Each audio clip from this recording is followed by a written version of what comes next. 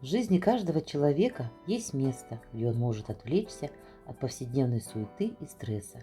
Для жителей микрорайона Кангаласы такое место – это библиотека «Библиомир», расположенная на самом северном мысе долины Туймада.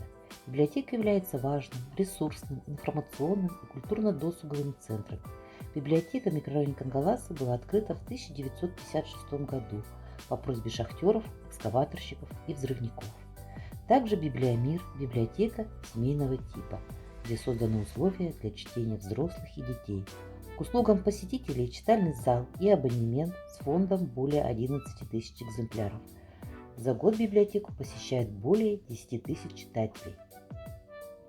Крепкое социальное партнерство связывает ее с администрацией микрорайона Кангаласа, Кангаласской средней общеобразовательной школы имени Петра Сергеевича Хромова, Домом культуры «Горняк». Библиотека «Библиомир» организует и проводит познавательные и патриотические мероприятия. Жители обращаются в библиотеку за получением информации в помощь учебе и работе. Сотрудники библиотеки хотят, чтобы каждый посетитель нашел себе занятие для души и ума, а каждый талант – площадку для реализации своих замыслов. Поэтому для пользователей библиотека проводит медиауроки, интерактивные викторины, выставки, приглашает гостей для творческих встреч и тематических вечеров. В библиотеке работают клубы выходного дня, театр книги литературики для детей и клуб отдохновения для людей 65+.